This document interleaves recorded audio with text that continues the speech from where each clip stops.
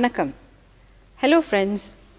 In story time at Kadambavanam, today we will see the story of Murthy Nayanar, one of the 63 Nayanmars in Periyapuranam. This is the first story of the third canto, Mummayal Ulahanda Sarkam. The prosperous and wealthy nation of the Pandya kings was abutted by the Podihe hills, and from there blew a cool breeze which carried with it the holy language of Tamil into the Pandya lands, where the Pandya kings had the confluence of scholars known as the Sangam, wherein they nurtured Mother Tamil. In this holy land, there was this ancient city, and there is a song in Sangam literature that exalts the status of the city to such great heights by claiming that if you were to take a scale and keep the whole world on one of its plates and this city on the other, the scale with this city would always remain low, meaning that it was greater than the whole world. This holy city was none other than the Nanmada Kudal, Madurai. In this city, in the wealthy merchant class, was born Murthyar. Every day he had the custom of going to the Alavai temple and making the sandalwood paste to adorn the deity. He was continuing his service in utmost devotion to Lord Shiva. One of those days, an enemy king known as the Vada Karunadar, meaning they came from the northern part of the country, came with a huge army and occupied the Pandya lands. Madurai also fell under their rule. The Periyapuranam is an archive of Tamil history, and Chitra himself, as we saw earlier, being a prime minister, has done an excellent job in documenting history. The 4th, 5th and 6th centuries in Tamil country, which was under the rule of the Kalabras, is described as the Dark Ages. They were heterodox kings and persecuted those who followed other religions like Saivism. And this particular Kalabra ruler who ruled during Murthy Nayanar's time was no exemption. The king soon came to know of Murthy Nayanar's practice of adorning the Lord with sandalwood paste every day, and he instructed that nobody in the bazaar should sell sandalwood pieces to Murthy Nayanar. So, having tried his best all over town and not able to get sandalwood, Murthy Nayanar was very dejected and desolate and came to the temple. He was in tears and he pleaded with the Lord, "O Lord, when would this rule end and the great Saivite rule of the Pandyas resume?"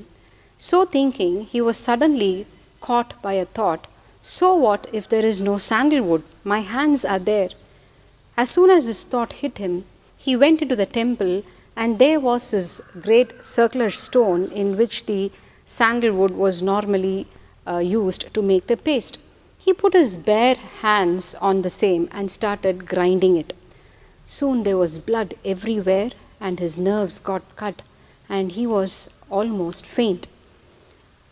Chokkalinga Peruman, the presiding deity of the temple, could no longer see his bhakta suffer like this. And at that time, a divine voice reverberated through the hall. And it said, "O Murthyare, I am very pleased with your sincere devotion. Please go, and from tomorrow you will be given the honor of ruling this kingdom as you please." Murthyar came to his senses and was both frightened and exalted, not knowing whether it was a dream or whether it was reality. But the next minute he saw that his hands that were used on the stone had totally healed. Then he realized it was the Lord himself who had come in his vision, and having calmed down, he went home. The same night, the king passed away, and the next day morning, the citizens were informed of the same. The king had died without a heir to the throne, and the ministers now had to decide who will be the next king. Chitra describes the utmost importance that was given to the king by both the citizens as well as the administration.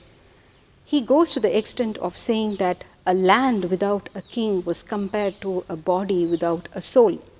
So the ministers were in a real hurry to identify the next king, and as was the custom in those days, they decided to take the help of the royal elephant.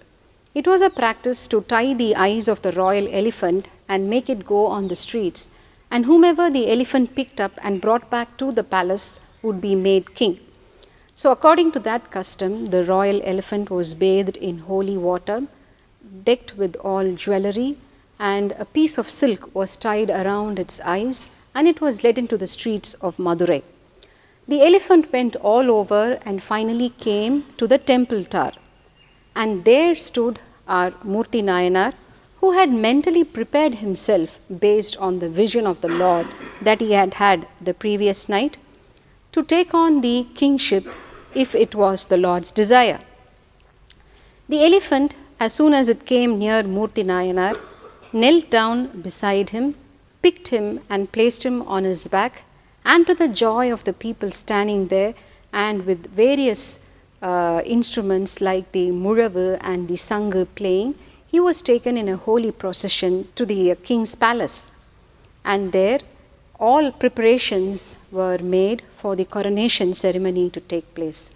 At that time, Murthy Nayanar said, "There is one condition on which I will take up this kingsmanship, and it would be that from this day onwards, the Saivite traditions will be followed to the core."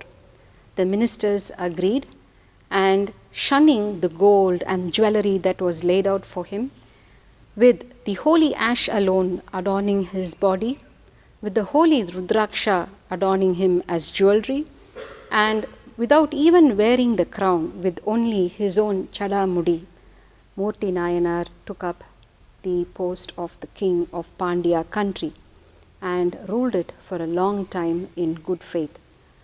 And he not only defeated his enemies, but he defeated and conquered his own 5 senses, writes Secular. He took up asceticism and till the end was a very benevolent and noble king, and attained the lotus feet of the Lord after. So this is the story of Murthy Nayanar. We will meet again in the next episode with yet another story from the Periyapuranam. Vanakkam.